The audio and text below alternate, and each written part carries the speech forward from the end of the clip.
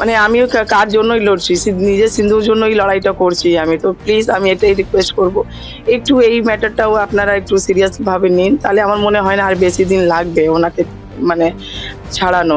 ভারত পাক সংঘর্ষ বিরতি ঘোষণা হয়েছে।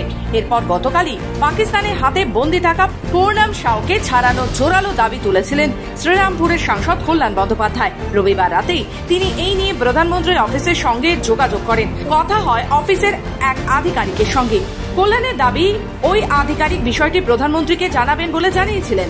তাৎপর্যপূর্ণভাবে সাংসদ গতকাল এই নিয়ে সাংবাদিক বৈঠক করার পরই পূর্ণমের স্ত্রী রজনীকে ফোন করে পরিবারের সদস্যদের যাবতীয় সাহায্যের আশ্বাস দেন মুখ্যমন্ত্রী মমতা বন্দ্যোপাধ্যায়। মুখ্যমন্ত্রীর প্রতি আশ্বস্ত হলেও রজনী অবশ্য চেয়ে রয়েছেন ভারত পাক সেনা পর্যায়ের বৈঠকের দিকে।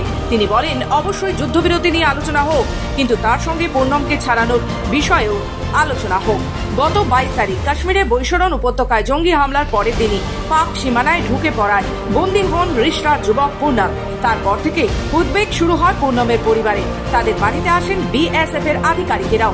স্বামীর খোঁজে পূর্ণমের স্ত্রী রজনী পাঠানকোটেও পৌঁছেছিলেন। দেখুন, আমি এটাই চাই কি 22 তারিখে যে ঘটনাটা হলো, পেহেলগ্রাম ঘটনা হলো, ঠিক আছে, ওরখানে নর্মালও মানুষ ছিল, কিছু ডিফেন্সেরও বউরা ছিল যাদের এইরকম হয়েছে।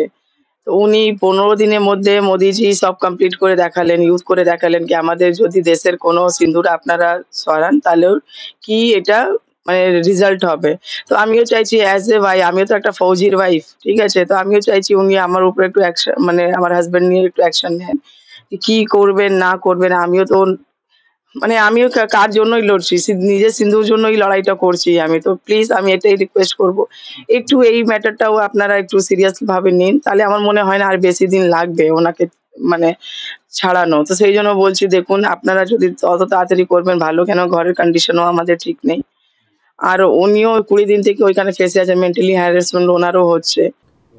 আমরা আগে থেকেই আমাদের নেত্রী,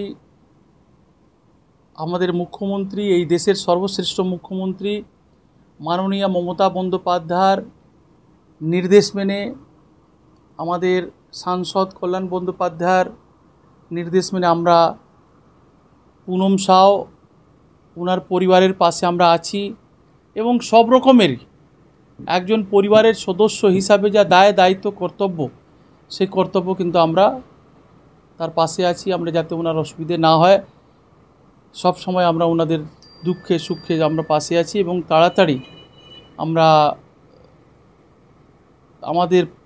আমরা আশ্বাস যে তাড়াতাড়ি পুনম শাও তার নিজের দেশে ফিরবেন, আমাদের দেশে ফিরবেন, আমাদের রিসরায় আসবেন, আমাদের বাংলায় আসবেন এবং তার পরিবারের কাছে আসবেন। পুনম সাহেবের স্ত্রী রজনী শাও তার স্বামীর অপেক্ষায়, তার বাচ্চা আরব শাও তার বাবার অপেক্ষায়, পুনমের বাবা ভোলানাথ শাও তিনি তার ছেলের অপেক্ষায়, তার মা তার ছেলের অপেক্ষায়। আমরা সব সময় পরিবারের সাথে আমরা আছি, পাশে আছি। ওনার যাতে কোনো অসুবিধে না হয়, সব রকমেরই আমরা খোঁজখবর নিচ্ছি এবং পাশে আছি।